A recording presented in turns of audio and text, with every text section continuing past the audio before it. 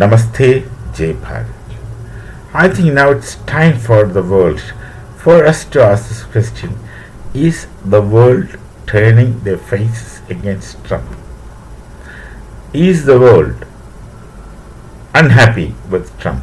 These questions, when we address, we'll get this obvious answer from every possible corner that the world is unhappy with Trump. You forget about China, forget about Russia, and forget about Bharat. We are really affected people. But how about the many countries in the European Union? Many countries, many European countries. Australia, France, Switzerland, all those people.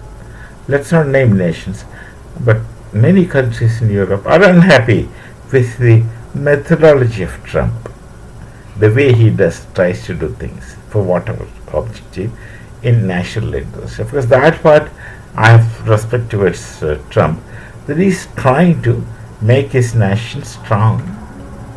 That's what he should do. Any ruler should do.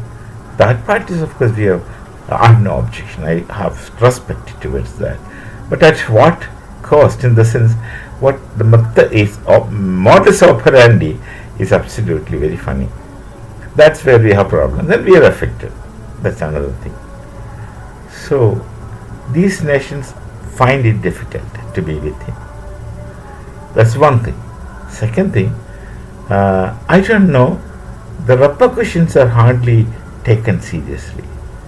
First of all, you see, America is not anymore a stronger place as it used to be after the post-Second European War. They are not world wars, that's wrongly coined by them. They are only European wars.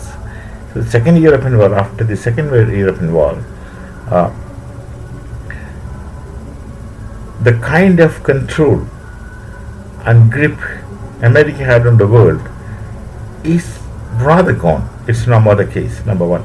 Number two, all transactions, major transactions, once it is done in dollar, America remains benefited. But that is also becoming shaky.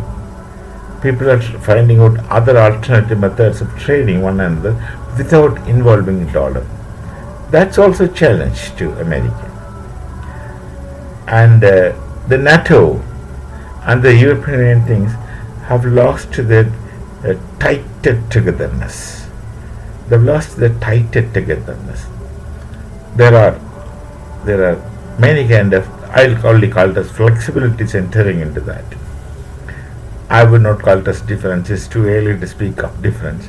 But the tightness of togetherness is no more the case. Then, because of the activities of Trump, the enemies are coming together in the world. The world is looking for alternate. So look at the case of Bharat. When they put tariffs, we would say don't buy from us. Like our external affairs minister, Dr. Jaishankar, said if you don't want, you don't buy from us. That's it. Why do you push tariff? Don't buy. Another aspect, at many points we stopped selling to America. Not sending. Not selling. Let them face. And what Bharat does is, this is what many people are doing, many nations are doing this. They are looking for alternate markets. Wherever in the world. The world is too large. It's not confined to America. We are looking for alternate markets with possible flexibility, etc., etc. Because the situation is that we are in hard times. Not that hard that we find our existence impossible, but hard indeed. So we look for alternate arrangements. So such efforts are going on from our side, because we have got very sensible rulers in our nation. All others will follow us. They will look for alternates. If not you, then someone else. If these other people are small, can't have that buying capacity, we'll go for 10 people or 20 people. We'll take that pain. So our leaders had been, my Prime Minister had been walking around all over the world, talking to people.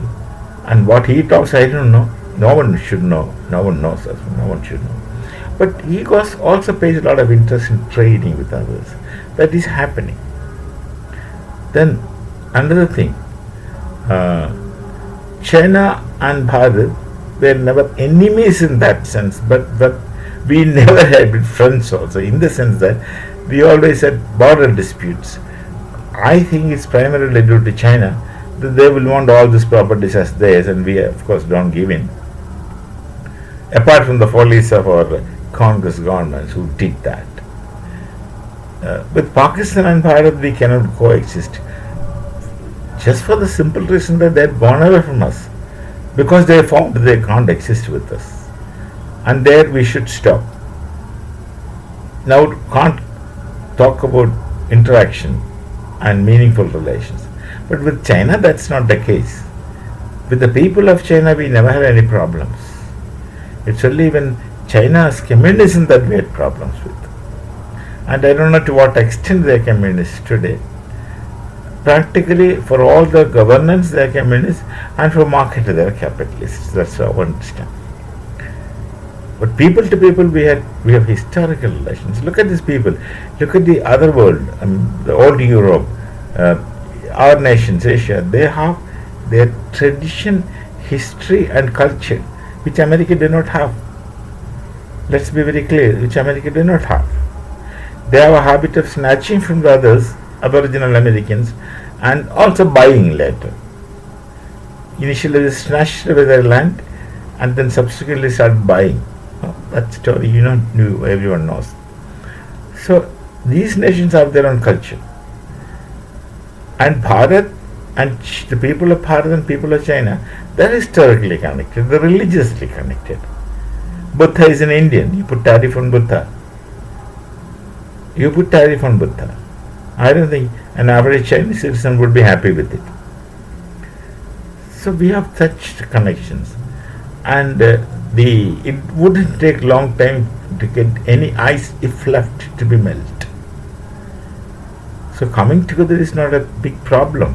China and Bharat, we can easily come together because of our historical connections and reasons.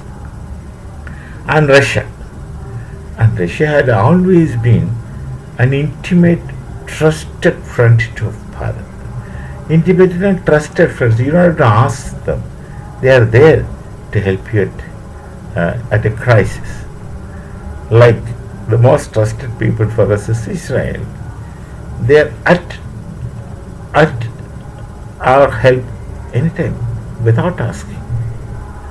Of course, they are not concerned with this tariff and here they are not involved. But Russia and Bharat were always close. China and Bharat have no reason to be enemies. And this coming together becomes spontaneous, especially with the external pressures emitted from Trump. And this comes together, the Russia, India, China friendship comes together. That's kind of a mighty challenge to America and strongest economies, evolving, growing economies. And we, among us three, where one is having some kind of deficiency, the other friend can support it. This three nations combination is such that where one is slightly in need, others can supply, and vice versa with all the three. That's a great advantage to all of us.